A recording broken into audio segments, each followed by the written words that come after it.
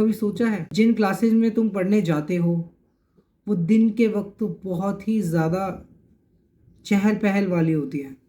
Like वहाँ लोग मस्तियाँ कर रहे होते हैं, वहाँ अपनी लाइफ की one of the best memories बना रहे होते हैं।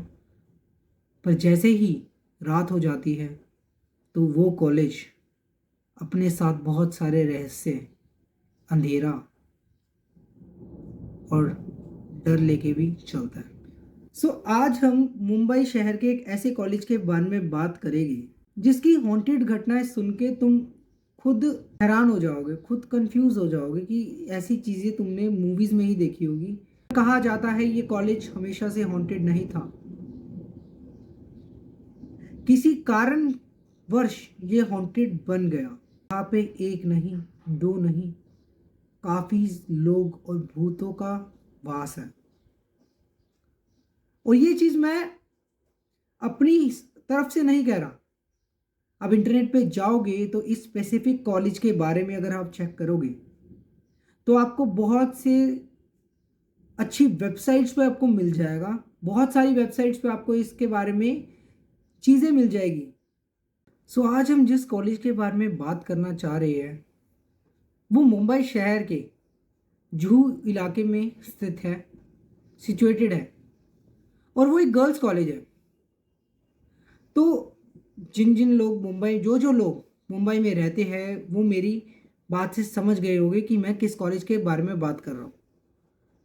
पर मैं इस कॉलेज का नाम नहीं ले सकता due to business and privacy reasons.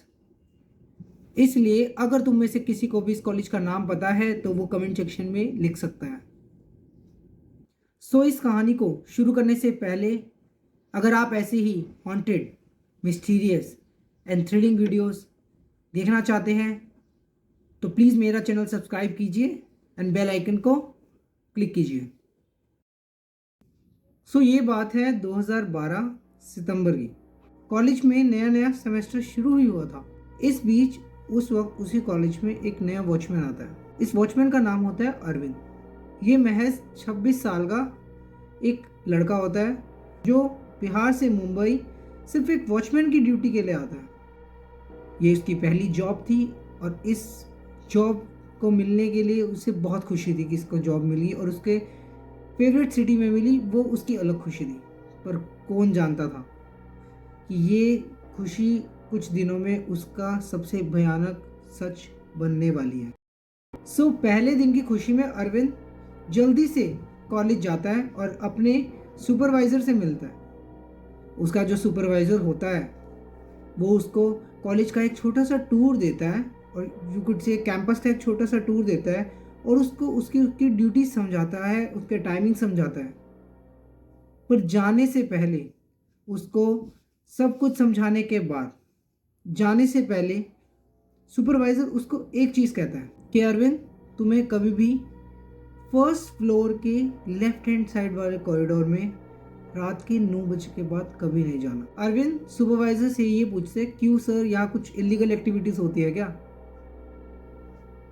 तो उसका सुपरवाइजर उसको थोड़ा सा डांटता है, कहता है देखो अरविंद, ये मजाक नहीं चल रहा, बट मैं तुम्हें एक बात बता देता हूँ कि रात के 9 बजे के बाद तुम्हें फर्स्ट फ्लोर के लेफ्ट हैंड साइड वाले कॉरिडोर्स में से किसी एक में रूम या कहीं पे भी नहीं जाना है या उस कॉरिडोर के अंदर एंटर भी नहीं करना है। स्टार्टिंग के कुछ दिन तो सही गए, एक दिन अच्छा गया, दूसरे दिन भी उसने अपनी ड्यूटी निभाई। ऐसे करते करते एक हफ्ता हो गया। एक दिन एक आखिरी क्लास लग रही थी उस कॉलेज में और वो भी शाम के 5 बजे तक।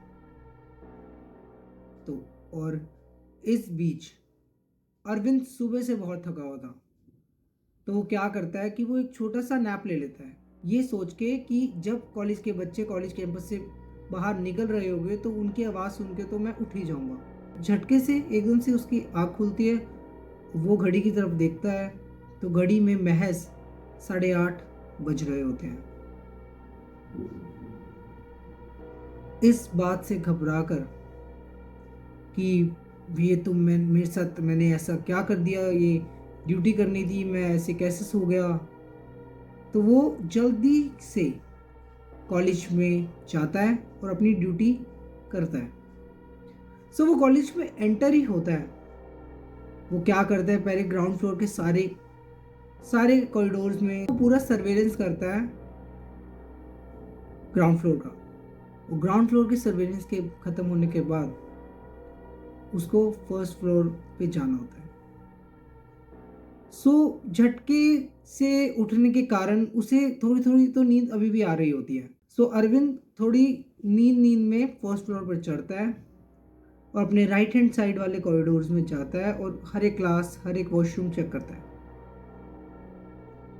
और इस बीच, नींद के बीच, वो ये चीज़ भूल जाता है कि उसके सुपरवाइज़र ने उसे सख्त मना करा था रात के 9 बजे के बाद फर्स्ट फ्लोर के लेफ्ट हैंड साइड वाले कॉरिडोर्स में कभी नहीं जाना। पर वो नींद में होता है तो वो क्या करता है, वो उस कॉरिडोर में एंटर करता है और हर एक क्लास चेक करता है, हर एक वॉशरूम चेक करता है।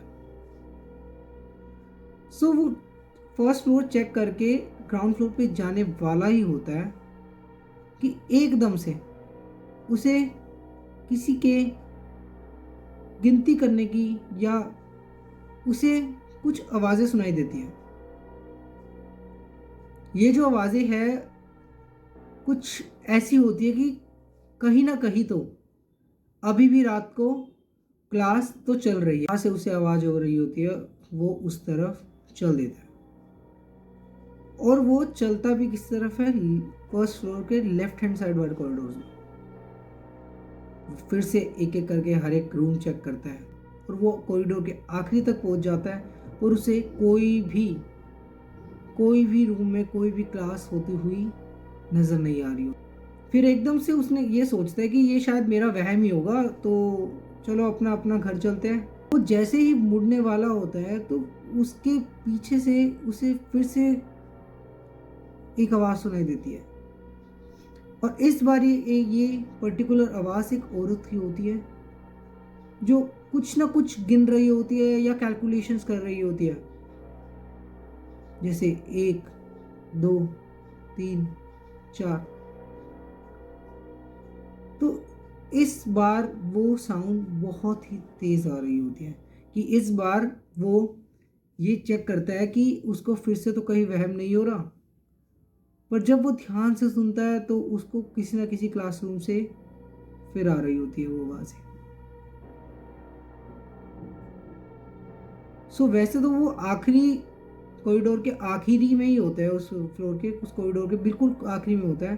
तो वो क्या करता है कि एक बार यूं ही चेक फिर से कर लेता है कि मेरा वहम तो नहीं, ये फिर से कोई, ये करके धीरे धीरे करके हर एक क्लास को फिर से चेक कर रहा होता है और वो एक पर्टिकुलर क्लास के बहुत पास आता है जिसमें से वो सही में बच्चों की क्लास लगती हुई आवाज़ें और टीचर के पढ़ाती हुई आवाज़ें सुन पा रहा होता है।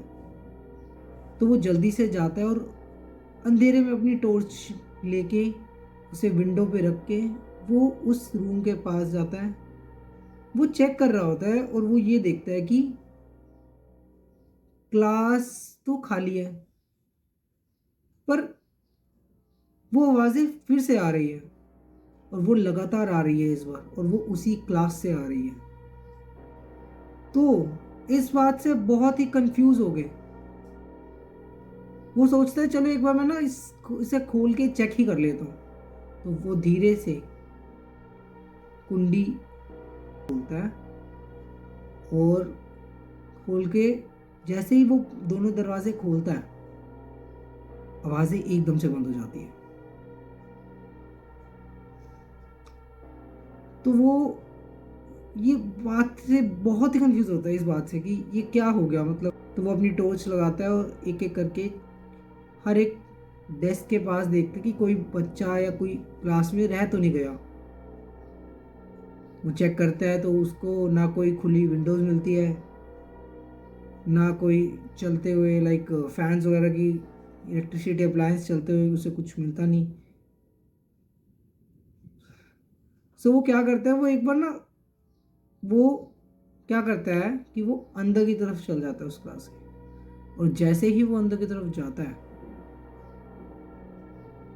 उसका सर उसके सर पे कुछ लगता है। फिर वो बहुत कंफ्यूज होता है कि उसके सर पे ऐसा क्या लग गया।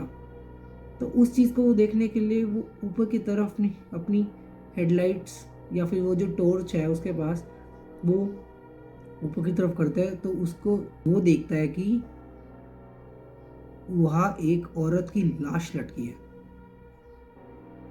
जिसका पैर उसके सर पे लगा था। ये चीज़ देखकर वो नीचे गिर जाता है, उसकी टॉर्च नीचे गिर जाती है, और एक सेकंड के लिए तो वो बहुत ही ज़्यादा कपकपा जाता है और कुछ बोल नहीं पा रहा होता, कुछ चिल्ला भी नहीं पा रहा होता। पर वो लाश उसके जस्ट सामने लटकी होती है। ये देख के वो जल्दी से अपनी टॉर्च उठाता है और उसी टाइम अपने भाग जाता है। लाइक लिटरली वो कॉरिडोर्स में से इतनी तेज़ भागा होगी कि वो लाइफ में कभी इतनी तेज़ नहीं भागा होगा जितनी तेज़ वो उस दिन उस कॉरिडोर और उस कॉलेज में से भाग रहा होता है। फिर वो 3-4 दिन बाद आता है और ये सारी स्टोरी प्रिंसिपल को सुनाता है, उस कॉलेज के बेसिकली डायरेक्टर या प्रिंसिपल को सुनाता है, और उसी टाइम अपना रेजिग्नेशन दे देता है कि सर मुझे यहाँ पे जॉब नहीं करनी, ये कॉलेज बहुत भूतिया है। सो जैसे ये इंसिडेंट्स हो रहे थे, तो इसके अगर तो हम कुछ पास में जाए तो हमें पता चलता है कि 2003 या 4 या 5 के आसपास, आई गेस, मेरे को एग्जैक्ट ईयर नहीं पता, पर इन ईयर्स के आसपास एक वाइट टीचर होती थी जो बीकॉम की ना क्लासेस लेती थी, पर कुछ रीज़न से अपने साथ हो रहे अपने घर में हो रहे परेशानियों के कारण, या फिर अपने हाउस में चल रही दिक्कतों के कारण, या किसी न किसी चीज़ के कारण, वो क्या करती है कि वो ना कॉलेज में एक दिन सुसाइड कर लेती है और उसकी लाश उसी कमरे में मिलती है।